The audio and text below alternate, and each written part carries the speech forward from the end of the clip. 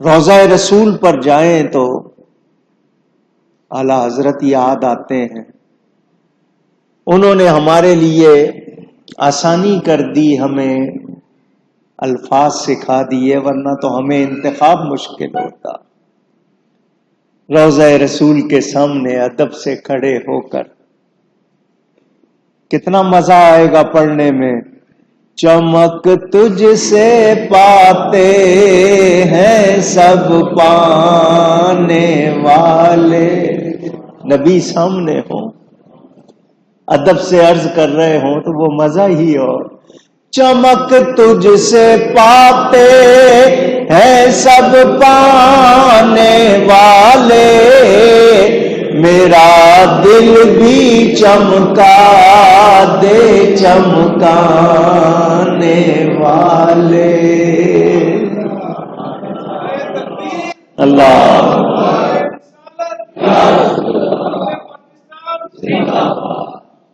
آپ اپنی غلامی کی دے دیں سند، بس یہی عزت و مرتبہ چاہیے.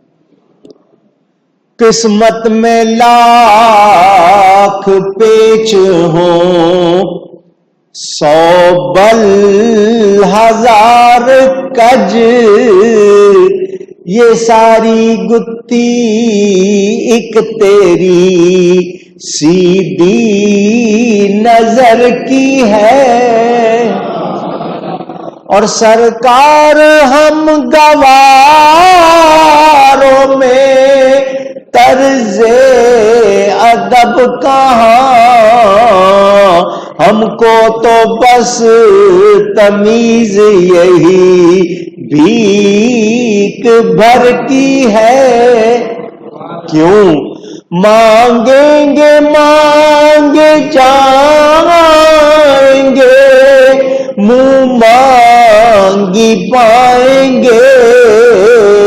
سرکار میں نہ لا ہے نہ حاجت اگر کی ہے.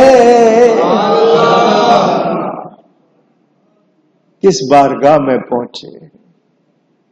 سب سے بڑی سعادت ہے اس دنیا میں حضور کی بارگاہ میں حاضر ہو جانا. اللہ تعالی بار بار بار بار یہ سعادت عطا فرمائے. قطب مدینہ، شیخ العالم، شیخ العرب والعجم، خلیفہ اعلی حضرت مولانا شاہ ضیاء الدین احمد مدنی رحمت اللہ علیہ سیالکوٹ کے رہنے والے تھے. یہاں سے نکلے، پہلے 5 سال بغداد شریف رہے، پھر وہاں سے چلے گئے مدینہ. 80 سال سے زیادہ عرصہ مدینے میں رہے.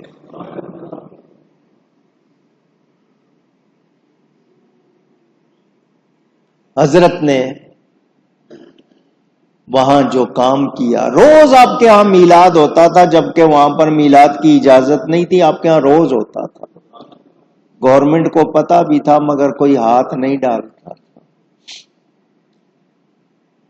میں 37 روز آپ کے ساتھ آپ کے کمرے میں رہا. رات کو اٹھتے تھے، بہت ضعف آ گیا تھا، کمزوری، اس کے باوجود جاتے، وضو کر کے آتے، نوافل پڑھتے اور پھر لمبی دعائیں کرتے سب کے لیے.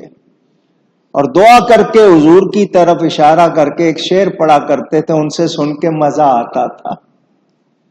ہم کو شرف دعا سے ہے باقی رہا قبول، یہ جانے ان کے ہاتھ میں کنجی اثر کی ہے.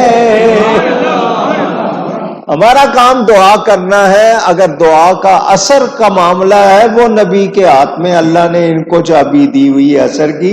یہ اشارہ کر دیں گے ہماری دعا قبول ہو جائے.